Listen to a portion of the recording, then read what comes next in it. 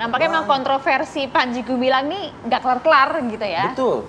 Dari malam aja sampai dibawa lagi pagi sama si Maria Asegaf. Itu dia. Iya. Nah, kita nampaknya harus juga kemudian memisahkan antara Ponpes Al Zaitun, Panji Gumilang dan juga NI-nya itu sendiri. Oke. Tapi bagaimana kemudian kelanjutan proses hukum yang saat ini sedang berlangsung di Barreskrim? Nah, ya di Barreskrim ini kan cuma 2 pasal ya, Mas. Betul kan? Betul. Nah, ini kita coba akan dalam. Ini sudah terhubung bersama kami ada Brigjen Polisi Ahmad Ramadan, Karopenmas Divisi Humas Polri. Assalamualaikum Pak Ramadan. Waalaikumsalam, selamat pagi Pak Karopenmas. Waalaikumsalam warahmatullahi wabarakatuh. Ya, terima kasih sudah berkenan hadir di Apakah Indonesia Pagi hari ini, Pak. Dan juga sudah hadir di samping saya ada Pak Sukanto, peneliti Al Zaitun dan juga NI. Selamat pagi. Selamat pagi. Mas Sukanto. Pagi, Mas Fadil. Ya, saya coba ingin ke Pak Ramadan terlebih dahulu. Pak Ramadan, proses hukum bagi Panji Gumilang sudah ditingkatkan dari penyelidikan ke penyidikan. Namun hingga saat ini memang gelar perkara penetapan tersangka tak kunjung usai. Agenda hari ini seperti apa, Pak?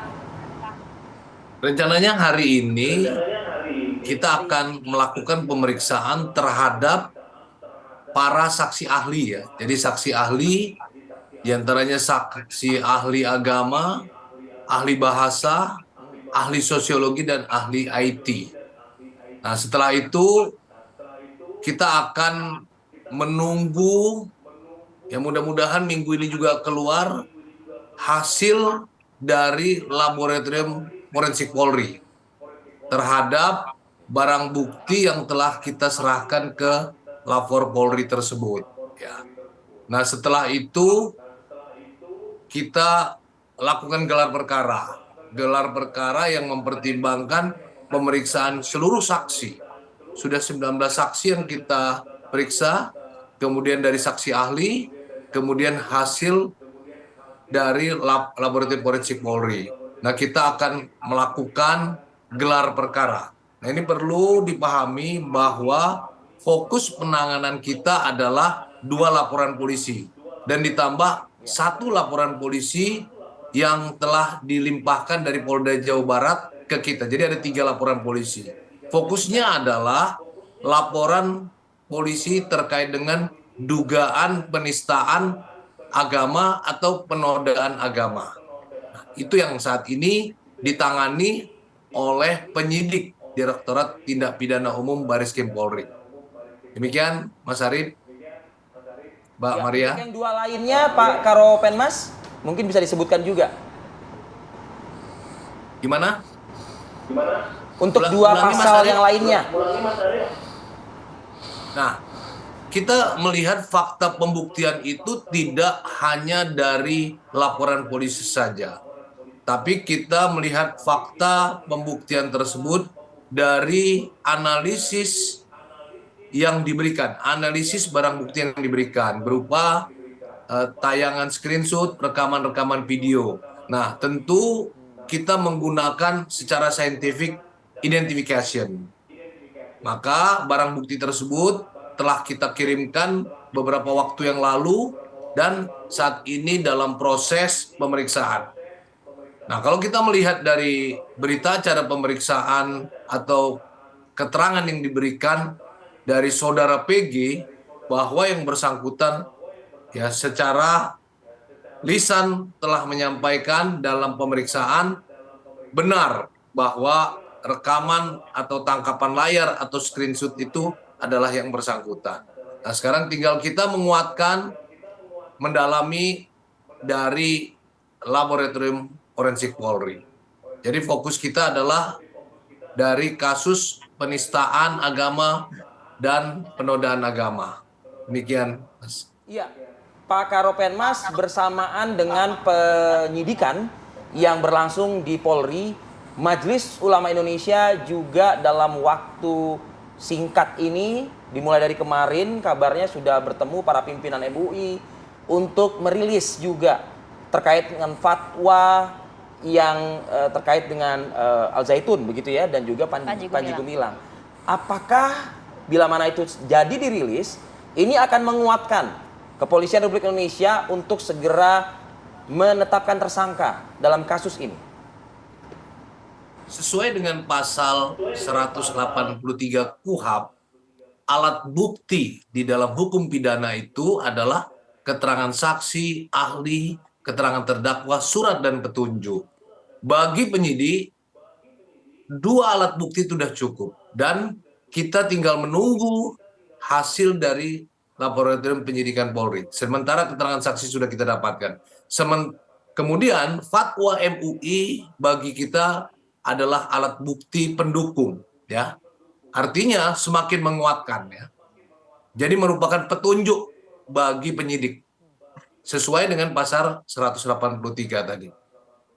Jadi ada 2 alat bukti yang cukup, ketika ditambahkan tentunya akan menguatkan penyidik untuk melakukan gelar perkara yang nantinya akan menetapkan apakah saudara PG dapat ditetapkan sebagai tersangka atau tidak. Oke, artinya hingga saat ini memang pihak Polri masih menunggu kecukupan alat bukti dari Puslap 4 dan juga bukti penguat tadi ya, salah satunya adalah fatwa MUI. Respon Anda, Pak Sukanto.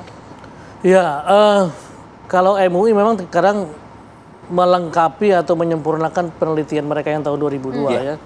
Yang jelas sepertinya permasalahan NII dan Panji Gumilang ini akan menjadi kata kunci lah. Penyesatan seperti apa yang sudah dilakukan di dalam gerakan yang kemudian disosialisasikan di dalam kelompok mereka, walaupun sedikit ada masuk ke dalam Zaitun, saya kira itu sudah semakin jelas. Dan penelitian terakhir juga dan pengakuan yang sudah diambil sudah terang benderang sebenarnya dan sudah waktunya lah kira-kira MUI mengambil langkah taktis ini yang harusnya sudah dilakukan 21 tahun yang lalu. Masuk juga proses hukum saat ini masih menunggu kecukupan alat bukti dari Puslap 4. Ya harusnya bukan hanya ini saja ya. Sebenarnya kalau merespon dari Pak Mahfud MD kemarin, itu kan banyak sekali rangkaian pidana perdata yang bisa digali. Saya sendiri dalam penelitian ini sudah menggali permasalahan pidana khusus terkait dengan yayasan.